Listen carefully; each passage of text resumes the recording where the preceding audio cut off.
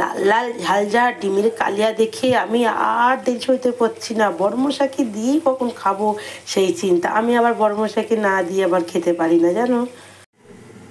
Hello বন্ধুরা, তোমরা সবাই ভালো আছো? আশা করি ভালো আছো। আজকের ভিডিও নিয়ে চলে এলাম তোমাদের পূর্ণিমা। সব সময় তো মাছ মাংস খাই, ডিমের কালিয়া আমার মতন করে আমি কোনোদিনই খেতে পারি না। বড়মশাই পছন্দ করে না, ছেলে পছন্দ করে না, খাবে এটাকে। তাহলে আমি আজকের বললাম কালকে বিয়েবাড়ি খাবে, আজকের কোনো মাংস মাছ হবে না, ডিম হবে। তার জন্যই জোর করে 4টে ডিম আমি পোস্ত টক দই দিয়ে কালিয়া বানাবো, সেটাই তোমাদের সঙ্গে শেয়ার করলাম। এই যে বন্ধুরা, ডিমের কালিয়া করবো বলে পোস্তটা শিলে বেটে নেবো। এইটুকুনি পোস্ত আর মিক্সিতে হয়ও না ভালো পেস্ট করা, আমি শিলেই ওই জন্য বেটে নিচ্ছি। শিলে পোস্ত বাটা হয়ে গেছে।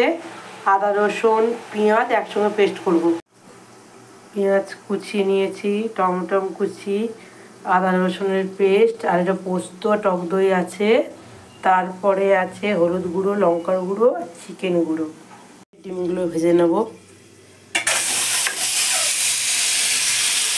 ডিম ভেজে তুলে রাখলাম। প্রথমে পেঁয়াজ দেবো।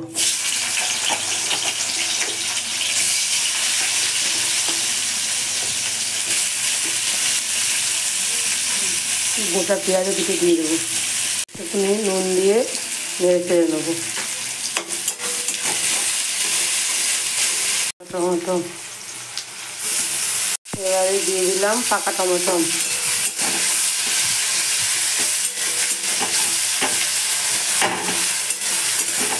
দিয়ে দিলাম টক দই আর পোস্ত বাটা একসঙ্গে দিয়ে দিলাম।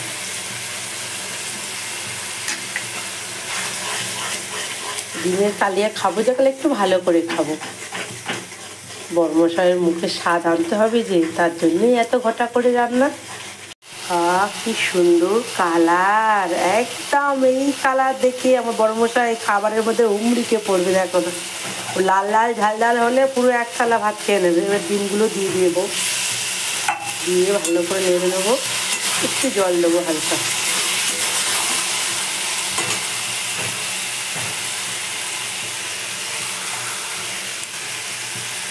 হালকা জল দিয়ে দেবো। এটা একদম কষা হবে।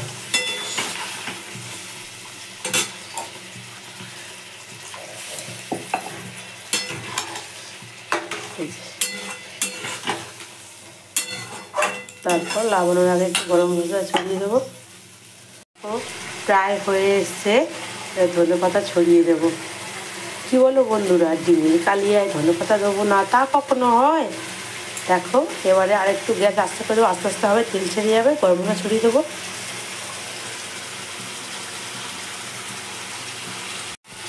ধনে পাতা দিলে গন্ধটা এত সুন্দর লাগে,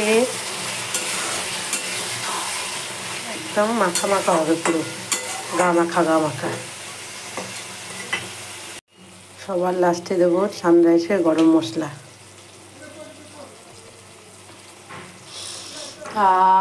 কি গন্ধ, কি গন্ধ! ঝটপট, দেরি কেন, এক থালা ভাত নিয়ে বসে যায়। বন্ধুরা, ডিমের কালিয়া রেডি। কি বন্ধুরা, কি বলো?